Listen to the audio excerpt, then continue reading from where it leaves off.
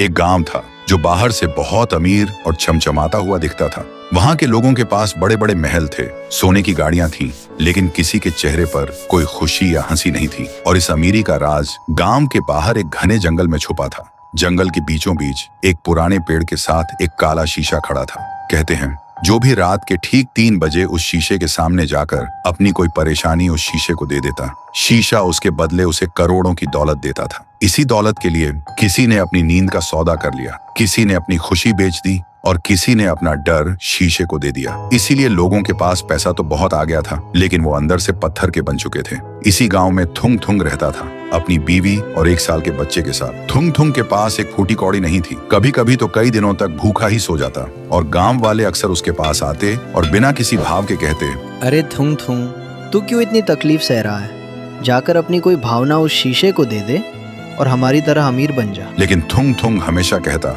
मेरी इंसानियत और मेरे जज्बात किसी दौलत से ज्यादा कीमती है। पर कहते हैं ना, गरीबी इंसान को कुछ भी करने पर मजबूर कर देती है। एक दिन थुंग थुंग जब काम से घर लौटा तो उसने देखा उसकी बीवी भूख से हार कर मिट्टी खा रही थी। ये देखते ही थुंग थुंग टूट गया और खुद से ही पूछने लगा, क्या फायदा ऐसी इंसानियत का जब अपना ही परिवार भूखा मर रहा हो। और वो रात के अंधेरे में उस काले शीशे के पास पहुंच ही गया। शीशे के अंदर से एक खौफनाक लाल रोशनी जगमगा रही थी। तभी एक डरावनी आवाज गूंजी, आओ मुझे अपनी कोई सबसे प्यारी भावना दो और बदले में दुनिया की सारी दौलत ले जाओ। थुंग थुंग ने रोते हुए कहा, मेरे पास कुछ नहीं है, बस ये मेरी गरीबी का दर्द और मेरे आंसू है।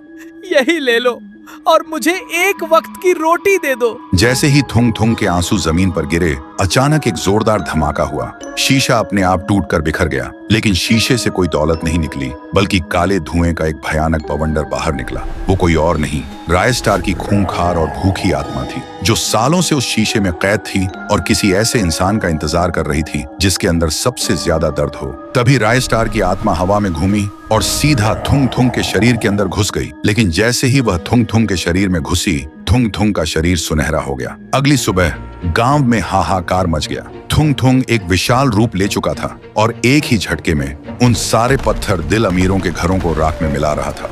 तभी वहां एक बाबा आया। बाबा ने अपनी जादुई ढाल आगे करते हुए चिल्लाकर कहा, रुक जाओ रायस्टार, इस बेकसूर थुंग थुंग के शरीर को छोड़ दो। और तुम चाहते क्या हो? सुनते ही थुंग थुंग का शरीर धीरे धीरे छोटा होने लगा और एक खौफनाक हंसी गूंजी। फिर एक बहुत ही भारी डरावनी आवाज में बोला, मैं इसे तब तक नहीं छोड़ूंगा जब तक इस वीडियो को देख रहे लोग चुपचाप सब्सक्राइब और लाइक वाला बटन नहीं दबा देते।